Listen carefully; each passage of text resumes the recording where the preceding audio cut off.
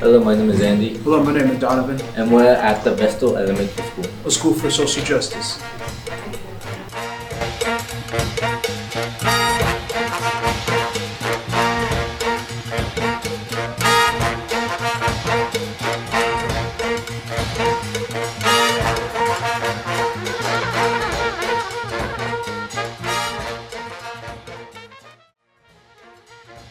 And the first question I have for you is, do you see the impact that the Montavilla Jazz Festival has on the music community? And if so, how does that make you feel?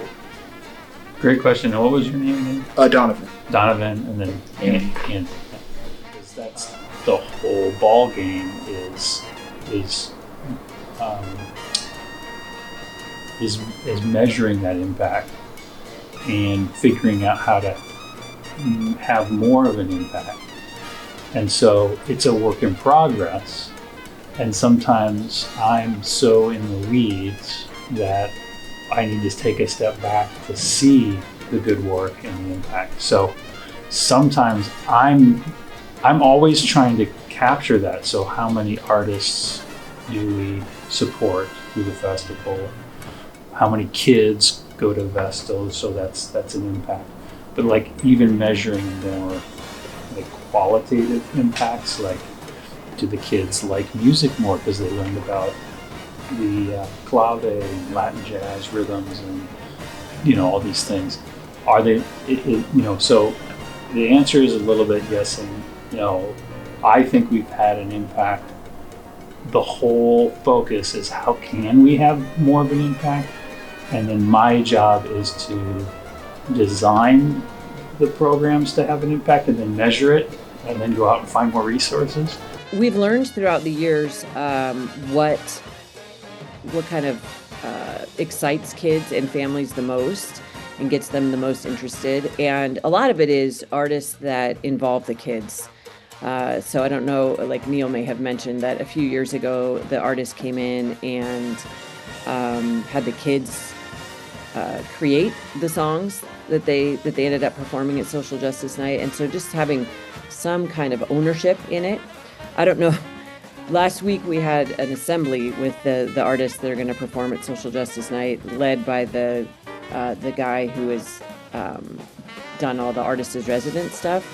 And you guys should have seen it. The dance party that spontaneously happened was so beautiful. And it was one of those things that, like, the kids, I think, were so comfortable with Mr. Mello, the musician, and were kind of comfortable, here at school. And so they just literally started a spontaneous dance party, and it was fun because Neil and I were talking about, like, that's what we want, right? We just want the most authentic engagement that we can get. I think some of it also was that we had Mr. Mello as our artist last year, and then again this year.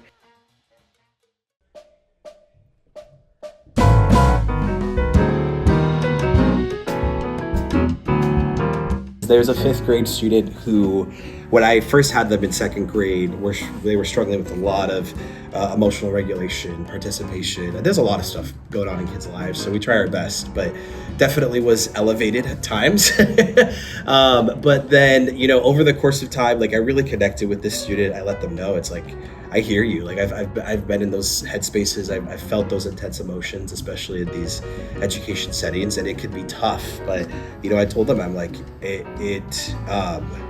it's important that you find some way to feel those things, to express yourself, because right now, these cycles that you're in aren't helpful for you, right? Both outside of school and inside of school. And over the years, like, they've continued to participate more. They started taking drum lessons, a lot of that energy out in the better ways on the drum set. And then today they were a leader in our 5th grade class. They were helping pass out instruments. They were up at the front, kind of holding down the rhythms for us, and Leading the charge. Yeah. Yeah. Earlier this year, that kid, on their way out, they said to me, like, I'll see you later, future me. And I'm telling you, I almost cried, because I was like, that's exactly why I'm here, right? Is that this kid can see themselves and see that life is awful at times, but if you push through and you create for yourself, you can really find something that's meaningful and beautiful. I see kids that came in here rolling their eyes, like looking at me like, oh, this is lame.